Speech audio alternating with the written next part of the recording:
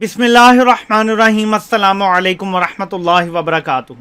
नाज़रीन, मौजूदा हुकूमत को 3 साल मुकम्मल हो चुके हैं।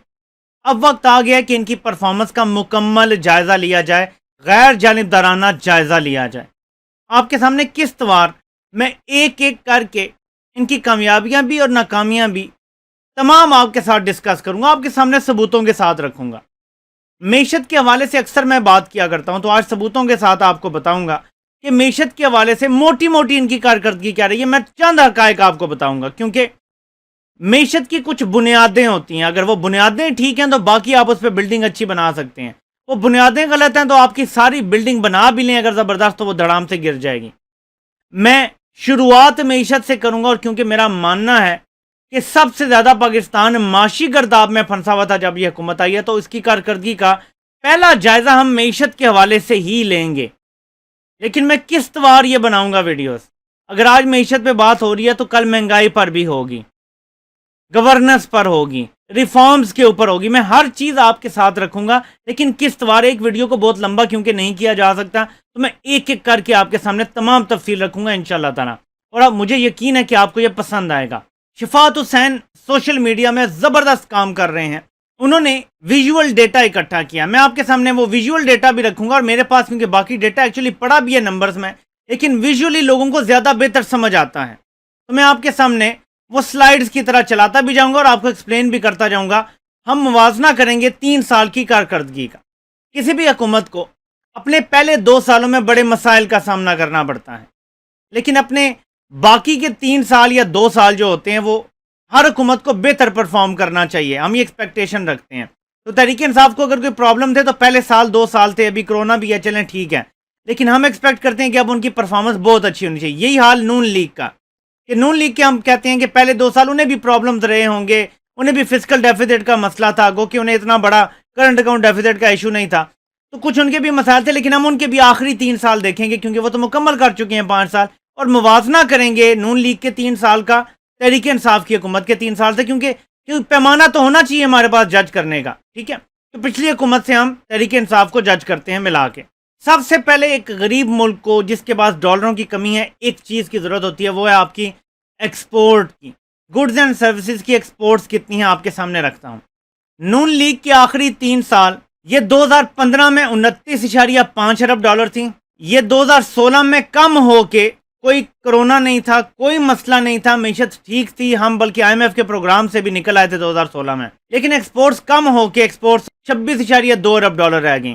2017 में ये मजीद कम होके 25.9 अरब डॉलर रह गई। 2018 में एक दफ़ा फिर हमारी एक्सपोर्ट्स थोड़ी सी ऊपर गई और 28.4 अरब डॉलर पे आ गई गुड्स एंड सर्विसेज की मिला के। 2019 में तहरीक इंसाफ की हुकूमत आई तो तकरीबन सिमिलर रही एक्सपोर्ट्स।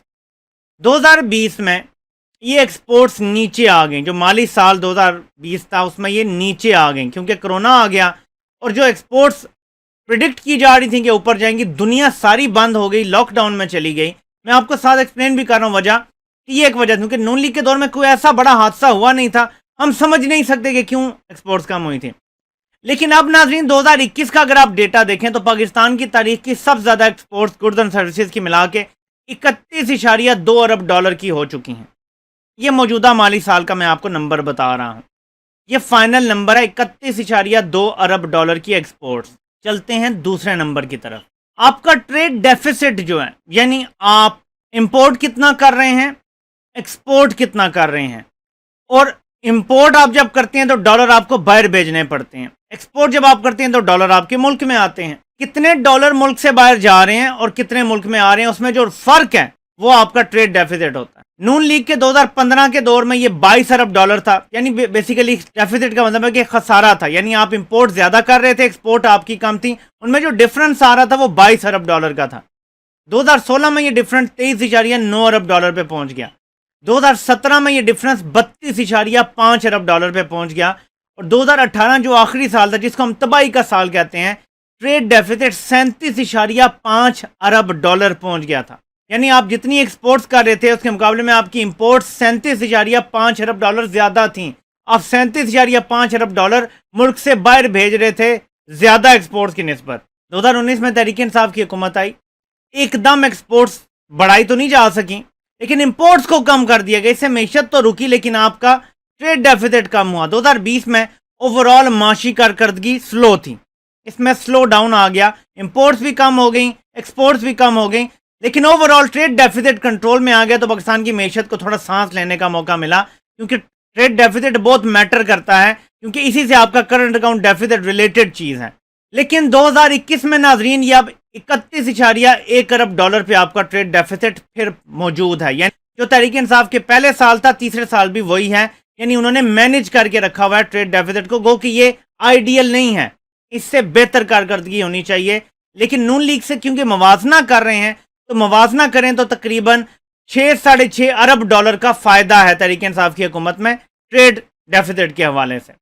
آگے چلتے ہیں ناظرین. نون لیگ کے دور میں 2015 میں اوورسیز پاکستانیوں نے 18.7 ارب ڈالر بھیجے. اگلے سال 2016 میں یعنی 19.9 ارب ڈالر بھیجا. 2017 میں یہ بڑھنے کے بجائے کم ہو گیا اور 19.3 ارب ڈالر ہو گیا. 2018 میں دوبارہ یہ 19.9 ارب ڈالر پہ ہو گیا. یعنی نون لیگ کے دور میں یہ تقریباً سیم رہے ہیں. آپ یہ نہیں کہہ سکتے کہ یہ بڑے ہوں, ان میں اضافہ نہیں ہوا. اوورسیز پاکستانیوں کا اعتماد شاید نون لیگ پہ نہیں تھا, یا وٹ ایور ریزن تھے. تحریک انصاف کے دور میں جیسی ان کی حکومت آتی ہے, پہلے سال یہ 20 ارب ڈالر کراس کر کے 21.7 ارب ڈالر پہ پہنچتا ہے. دوسرے سال اوورسیز پاکستانی جو ورکر ریمیٹنسز ہیں ٹوٹل ملا کے وہ 23.1 ارب ڈالر ہو جاتی ہیں. اور ابھی موجودہ جو مالی سال ہے اس میں 29.3 ارب ڈالر اوورسیز پاکستانیوں نے بھیجا. یہ فگر بڑا امپورٹنٹ ہے. ٹریڈ ڈیفیسٹ آپ کا 31 ارب ڈالر ہے, اوورسیز پاکستانیوں نے 29 ارب ڈالر بھیجا ہے. جب نون لیگ کے دور میں ٹریڈ ڈیفیسٹ 37.5 ارب ڈالر تھا, تو اوورسیز پاکستانیوں نے صرف 19.9 ارب ڈالر بھیجے تھے. یعنی کرنٹ اکاؤنٹ ڈیفیسٹ نیکسٹ اب اس پہ آتے ہیں کہ وہ کتنا تھا, کیونکہ یہی چیزیں پلس مائنس کریں تو کرنٹ اکاؤنٹ ڈیفیسٹ بنتا ہے. دنیا آپ کی معیشت اس کے حوالے سے جج کرتی ہے. جب آپ ایک غریب ملک ہوں, آپ نے قرضے لینے اور قرضوں پہ چلانا ہو ملک, جب آپ کی اتنی کمائی نہ ہو, آپ کے ادارے نہ چل رہے ہوں, تو یہ امپورٹنٹ چیز ہے جو غیر ملکی ادارے IMF ورلڈ بینک جیسے دیکھتے ہیں کہ اس ملک کو قرضہ دینا چاہیے یا نہیں دینا چاہیے. تو ناظرین اب آتے ہیں کرنٹ اکاؤنٹ ڈیفیسٹ پہ, کیونکہ آپ کو میں نے ایکسپورٹس کا بتا دیا, آپ کو میں نے ریمیٹنسز کا بتا دیا, اس سے آپ کو سارا پتا چل جائے گا. تو کرنٹ اکاؤنٹ ڈیفیسٹ نون لیگ کے دور میں 2015 میں یہ صرف 2.8 ارب ڈالر تھا.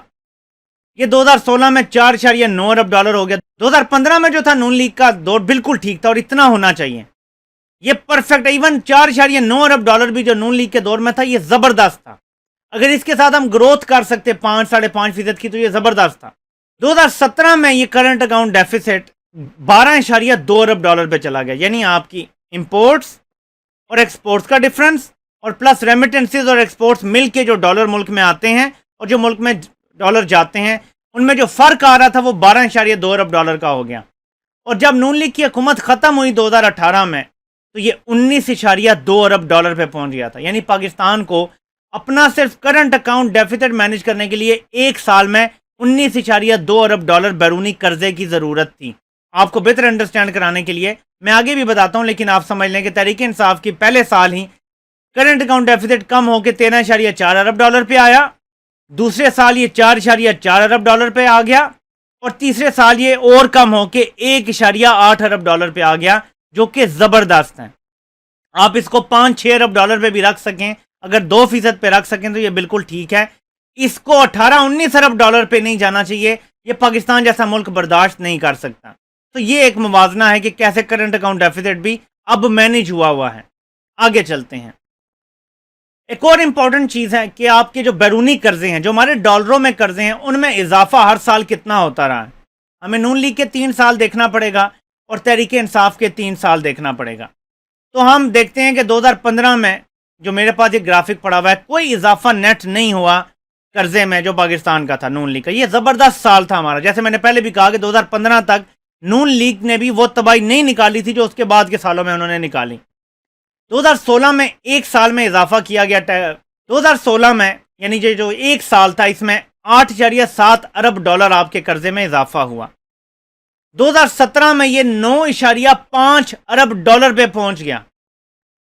2018 میں 11.7 ارب ڈالر اس میں اضافہ ہوا. آپ کے قرضے میں اضافے کی بات کر رہا ہوں, قرضہ لینے کی نہیں, لیا زیادہ جاتا ہے, لیا ہو سکتا ہے 20-25 ارب ڈالر ہو, کچھ قرضے اتار دیے جاتے ہیں کہیں ری فائنانس ہو جاتا ہے، کنسولیڈیٹ ہو جاتے ہیں قرضے، لیکن اوور آل جو اضافہ ہو رہا ہے قرضوں میں سالانہ وہ آپ دیکھ سکتے ہیں کہ آخری 3 سالوں میں 16، 17، 18 اگر آپ ملائیں تو تقریباً 29 ارب ڈالر کا نون لیگ نے اپنے آخری 3 سالوں میں قرضہ لیا تھا۔ اب ہم نے موازنہ تو اسی چیز سے کرنا ہوگا کہ 3 سالوں میں نون لیگ نے کتنا قرضہ لیا اور 3 سالوں میں تحریک انصاف نے کتنا قرضے میں اضافہ کیا۔ تو پہلے سال جب تحریک انصاف کی حکومت آئی تو جیسے میں نے آپ کو بتایا کہ نون لیگ کا پیدا کردہ 19.2 ارب ڈالر کرنٹ اکاؤنٹ ڈیفیسٹ تھا، اس کو فنڈ کرنا تھا۔ تو پہلے سال تحریک انصاف کی حکومت کو 11.1 ارب ڈالر قرضہ لینا پڑا۔ پہلے سے ہی قرضہ آپ کا مسلسل اوپر جا رہا تھا، آپ دیکھ سکتے ہیں نون لیگ کے دور میں 16، 17، 18 کا۔ تو تحریک انصاف نے نون لیگ کے آخری سال سے پھر بھی تھوڑا کم لیا، لیکن برابر ہی سمجھ لیں آپ نے لیا۔ لیکن اس کے بعد اگلے سال شارپ ڈکلائن آیا اور یہ 6.6 ارب ڈالر ہوا، اور اس سال سارا ملا لیں اگر تو شاید 3-4 ارب ڈالر ہمارے قرضے میں اضافہ ہوا ہے پورے سال میں۔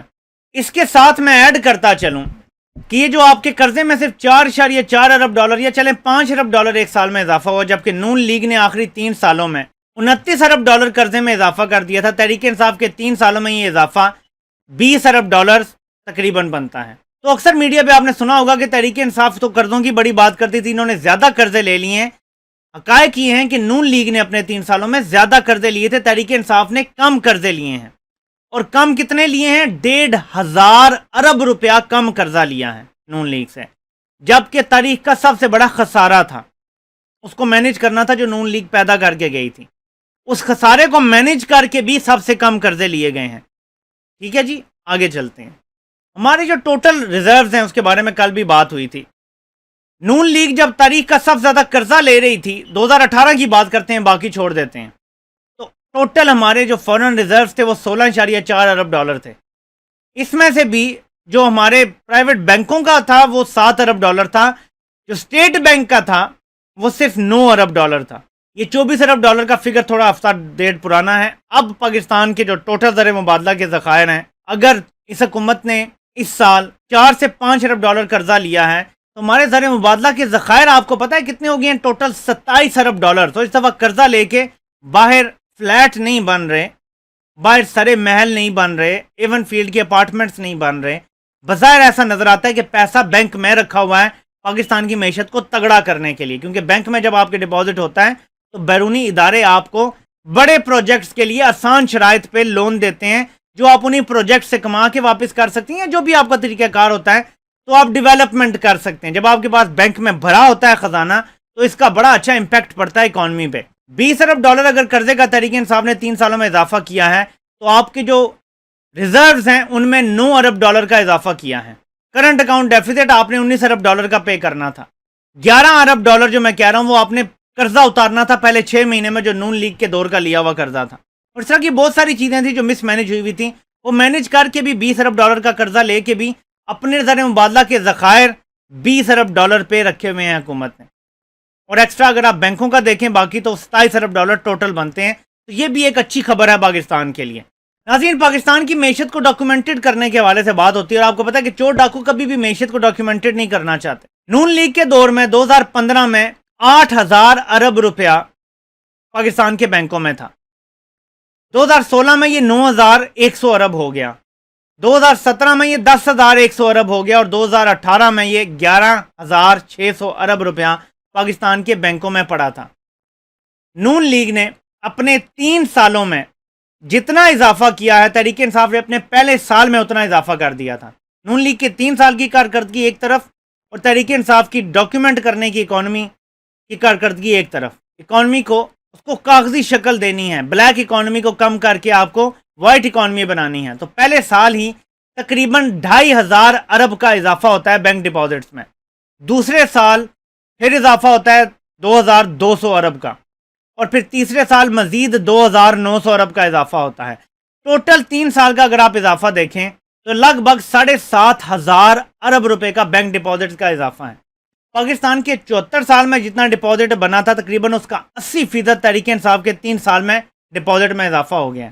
آپ کی معیشت بینکوں میں آ رہی ہے، پیسہ بینکوں میں آ رہا ہے، لوگوں کا پتہ چل رہا ہے کہ ان کے پاس کتنی دولت ہے، کتنا پیسہ ہے، اور لوگ زیادہ ٹیکس نیٹ میں آ رہے ہیں، which brings us to our next comparison۔ ناظرین، ایف پی آر نے ٹیکس ریونیو کتنا اکٹھا کیا؟ نون لیگ نے 2015 میں 2,590 अरब रुपया टैक्स वसूल किया। 2016 में ये बढ़ के 3,110 अरब रुपया टैक्स की वसूली हो गई। 2017 में ये बढ़ के 3,360 अरब रुपया टैक्स वसूल किया नून लीग ने, और 2018 में नून लीग ने 3,840 अरब रुपया टैक्स वसूल किया। तहरीक इंसाफ को अपने पहले 2 सालों में कोई खातिर ख्वाह कामयाबी नहीं हुई टैक्स नेट को बढ़ाने में।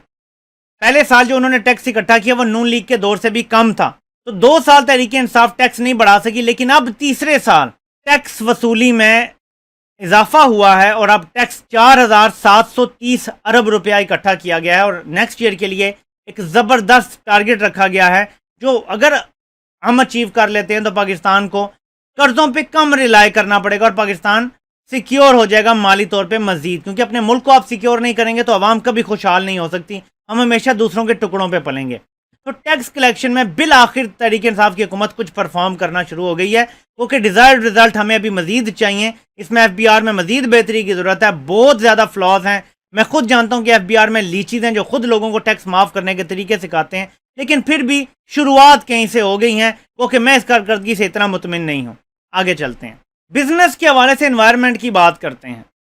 नून लीग के दौर में 2015 में 5,000 नई कंपनियां रजिस्टर हुई, अगले साल 6,200, उससे अगले साल 8,286, और 2018 में 11,370 नई कंपनियां रजिस्टर हुई SECP के पास, security and exchange commission of Pakistan जो है।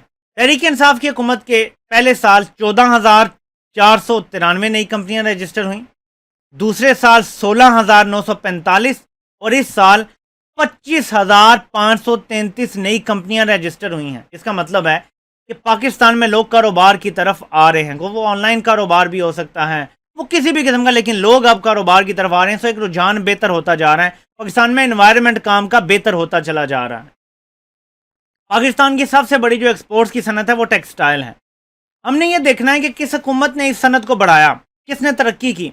तो नून लीग के 3 साल का जायजा लेते हैं। नून लीग ने 2015 में 13.4 अरब डॉलर की टेक्सटाइल एक्सपोर्ट्स की, जो कि अगले साल कम होकर 12.4 अरब डॉलर रह गई। उससे अगले साल तकरीबन सेम रही और 12.4 अरब डॉलर रही। 2018 में ये थोड़ी सी बढ़ के फिर 13.5 अरब डॉलर पे आ गई। तहरीक इंसाफ के पहले साल ये नीचे आई, 13.3 अरब डॉलर पे आ गई। उससे अगले साल ये मजीद नीचे गई, क्योंकि कोरोना आ गया था, लेकिन ये नीचे गई और 12.4 अरब डॉलर पे आ गई। तो अब तीसरे साल तहरीक इंसाफ की हुकूमत के जाके ये एक्सपोर्ट्स बढ़ी हैं, और ये पाकिस्तान की तारीख की सबसे ज़्यादा टेक्सटाइल एक्सपोर्ट्स हुई हैं। 15.4 अरब डॉलर की हमने टेक्सटाइल एक्सपोर्ट्स की हैं इस माली साल जो गुजर गया है, 2021 जून में जो ख़त्म हुआ था। मोटा मोटा हमारी मैशत की जो बुनियाद है वो बता दिया है। बाकी चीज़ें, महंगाई, गवर्नेंस और वो इशू हैं, वो इंशाल्लाह अगली किस्त में बात करेंगे। आपसे इंशाल्लाह मुलाकात होती है। अल्लाह पाक आप सबका हामी नासिर हो। आप सबके सुनने का बहुत बहुत शुक्रिया।